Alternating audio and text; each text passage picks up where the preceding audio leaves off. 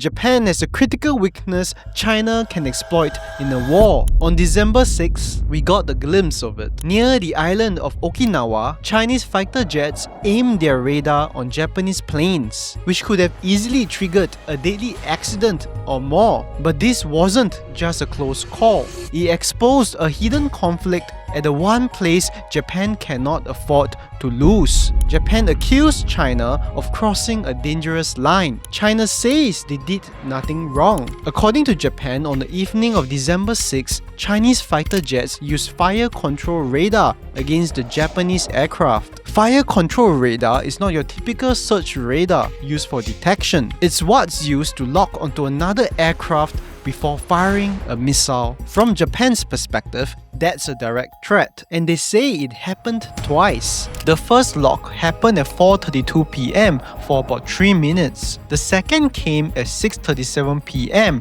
and this time the radar stayed aimed at the Japanese jets for more than 30 minutes. China pushed back immediately. They rejected Japan's account, saying its aircraft were conducting routine training. Chinese officials accused Japanese jets of flying too close to China's designated training area and said prior warnings had been issued. Japan angrily rejected the explanation, so both sides accused the other of causing the incident. And the truth is, we may never know who was more right or more wrong. But zoom out for a moment. This wasn't just a technical dispute over air safety. Those Chinese jets weren't operating alone.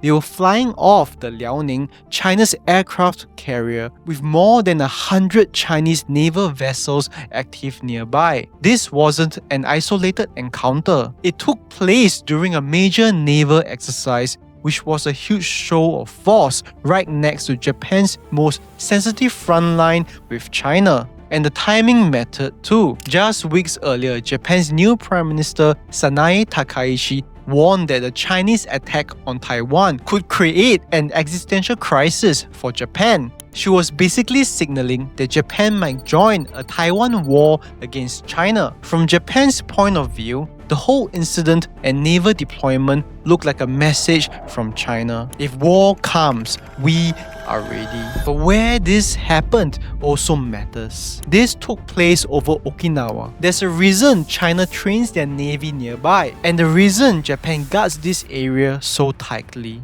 In any war between China and Japan over Taiwan, is the single most important piece of territory. It's the place Japan depends on the most, and the place China must neutralize first to have any chance of winning. Okinawa is the key, and you are about to see why. Between Okinawa and Taiwan is a narrow stretch of water called the Miyako Strait. It's only 250 kilometers wide, but it's one of the most important stretches of water in East Asia. Southwest of it sits Yonaguni, which is only 110 kilometers from Taiwan. And these islands sit right in the middle of something crucial. The path China needs to take if it ever wants to surround Taiwan. To successfully take Taiwan, China can't just land troops on its beaches and hope for the best. It needs to cut Taiwan off from the outside world, stop supplies and reinforcements from reaching it. To do that, China needs its navy to move around to the eastern side of Taiwan and close the circle. But the problem for China is that the most direct routes up north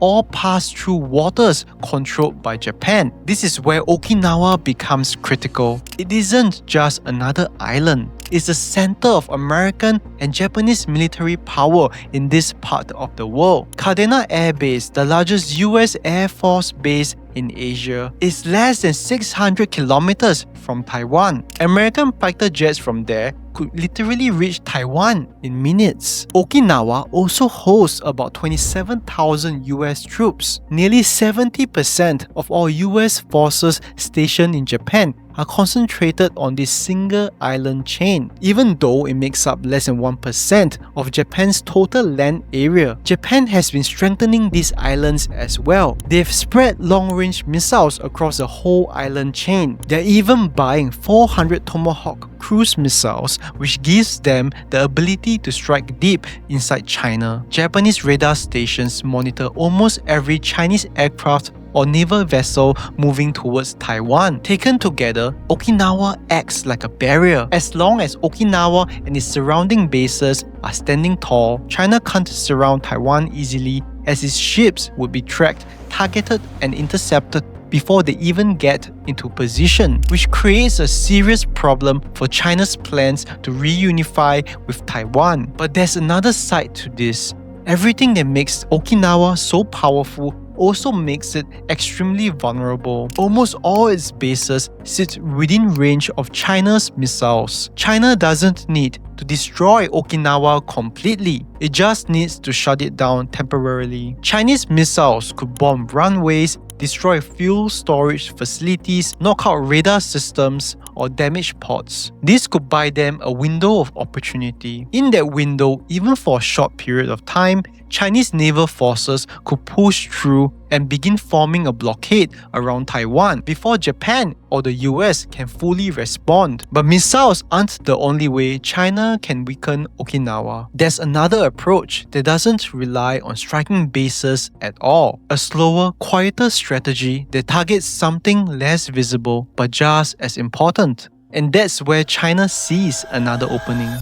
The people who live there and the history they carry with them. That's where the next phase of China's strategy comes in. Within China's military doctrines, there is an official strategy known as a three warfares. This is separate from your traditional military force of using violence. It's about shaping the environment before a conflict ever begins. They are public opinion warfare, where you influence how people see an issue. Psychological warfare, where you create doubt, fear, or hesitation. And lastly, legal warfare, where you challenge the laws and the history that justify your opponent's actions. Put simply, it's about shaping what people believe, how they feel, and what the world sees as legitimate.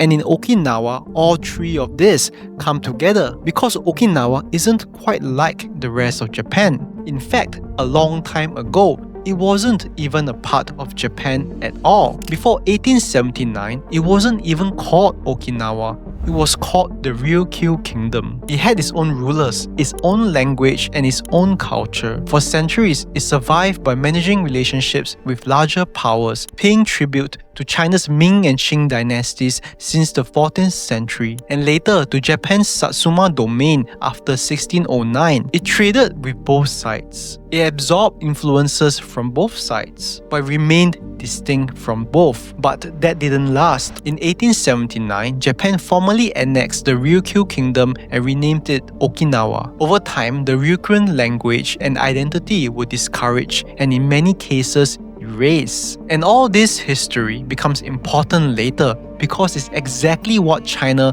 is exploiting. Then came World War II. In 1945, Okinawa became one of the bloodiest battlegrounds of the Pacific War. Roughly a quarter of the island's population, more than 100,000 people were killed. But what makes this especially painful for Okinawans is how those deaths happened. You see, the dark truth is that many of those deaths weren't caused by the Americans. Japanese soldiers, believing surrender was shameful, ordered civilians to kill themselves rather than to be captured. Families were given grenades. Entire villages vanished. Many Okinawans still believe they were sacrificed to protect the Japanese mainland, treated as expendable in a war they didn't choose. And when the war ended, Okinawa wasn't returned to Japan. Instead, it was placed under US administration for 27 years. It only reverted to Japan in 1972. In just 150 years, Okinawa has gone from an independent kingdom to a forcibly annexed territory, to a battlefield, to an American-administered island, and finally back to Japan. That kind of chaotic history leaves really deep scars. They are still not healed today. A survey conducted in 2022 found that around 70% of Okinawans identify more strongly as Okinawan than Japanese. At the same time, Okinawa has the highest poverty rate in Japan, the highest unemployment rate, and the lowest university enrollment rates. The sad reality is that Okinawans feel neglected by the central government, and layered on top of that is the burden of hosting most of the US military presence in the country. 70% of the Okinawans believe that it's unfair they have to deal with the Americans being stationed on the island. They have to deal with the noise of fighter jets flying overhead day and night. Then there are the accidents, environmental concerns, and even crimes committed by American soldiers. Just in April this year, 2 US Marines were accused of sexual assault against local women. And this wasn't the first time by a long shot.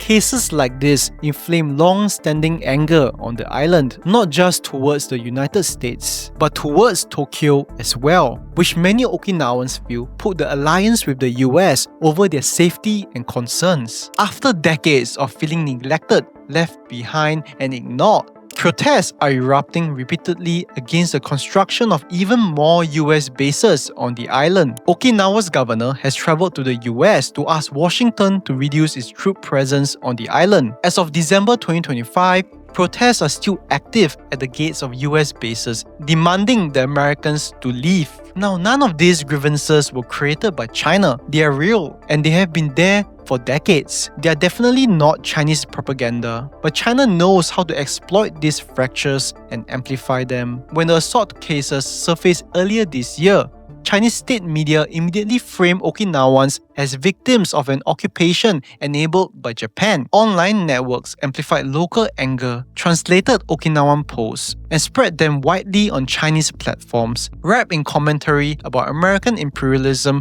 and Japanese neglect of the poor locals. Now here's what makes this so effective. China's not trying to make Okinawans pro-China. They know that wouldn't work. Polls show that only about 11% of Okinawans feel any affinity towards China, while over 90% see China as a threat. And despite their distinct history, the overwhelming majority of Okinawans, 94%, still want to remain part of Japan. Only about 3% actually want full independence. And the local economy depends heavily on subsidies from Tokyo. China doesn't need Okinawans to like them, and they don't exactly need Okinawans to be independent. It just needs Okinawa to be divided. There's already an alignment of interest. Okinawans want the bases gone because of the noise, the crime, and the feeling of being neglected by Tokyo, who is serving America. China wants the bases gone because those bases are an obstacle to any Taiwan operation. And while local support for full independence is tiny, China actively supports and promotes the most radical voices